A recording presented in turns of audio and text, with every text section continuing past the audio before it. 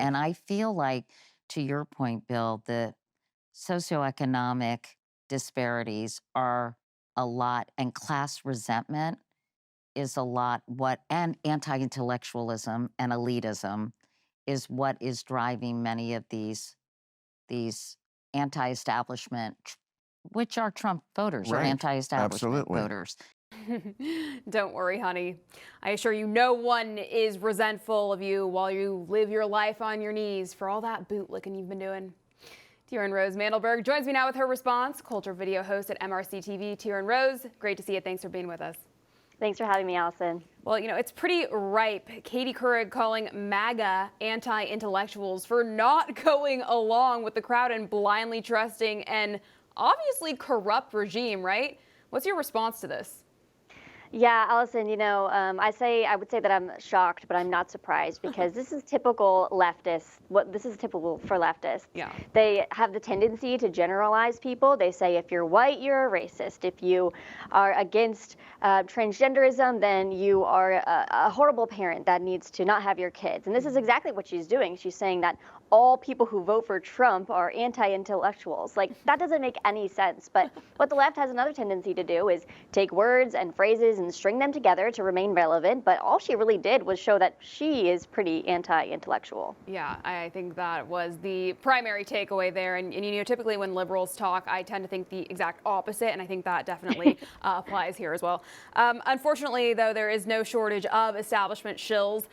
This is Catherine Marr. She is the new CEO of NPR. And, you know, I thought NPR used to kind of be somewhere in the middle politically, or at least that's what they claimed. But of course, we know that's never really been the case. And now it is just abundantly obvious. Let's take a look at some of these radical tweets from her. Here she was apparently not inclusive enough and apologized for any harm she may have inflicted by trans erasure. And then, of course, during the Summer of Love, she wrote, I mean, sure, looting is counterproductive, but it's hard to be mad about protests not prioritizing the private property of a system of oppression founded on treating people's ancestors as private property. Wow. You know, it wasn't all that long ago where most Americans would have found all of this to be very radical, right? I mean, talk about indoctrination here. Yeah, exactly. The fact that NPR, we're supposed to be able to trust NPR because this is taxpayer funded. This is a taxpayer funded network. Our taxes are going to this journalism place to give us news, to give us accurate information. But when we have a CEO like this woman who clearly has her agenda, we're going to be pushed with the same thing that we're pushed in the leftist media. The leftist agenda. We're not going to be given the full story. We're not going to be given the points of view of many different diverse people, even though she says that she's committed to fostering diversity and fostering inclusivity. Well, she means that with the exception of conservatives, of course. That would never appear on NPR, right?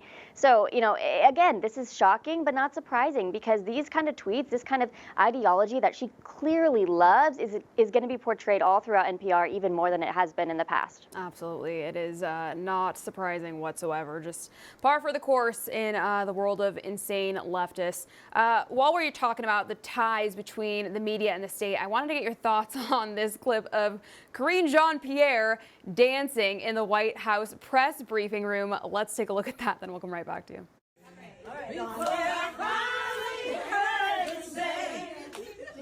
It's a different world. Woo! From where it come from. Here we go.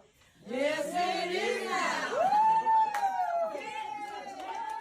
Ugh, this is just nauseating. Can they do a little bit less dancing and maybe some actual work, perhaps? What do you think?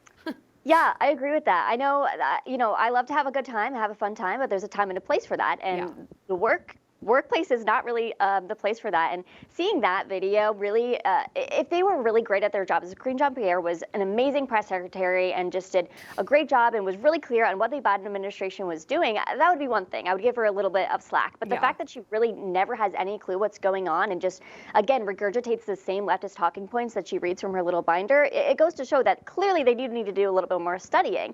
And if a foreign threat saw this video and said, oh, this is who represents our administration, administration. They would say, oh, okay, well, this nation is weak and this nation is unserious and unprofessional, and we have nothing to be worried about. Yeah, it's really just, sort of embarrassing to them that they would feel okay posting that, or at least someone in the room thought that was acceptable. It would be one thing if they were actually getting their work done properly, but clearly we all know that is not happening.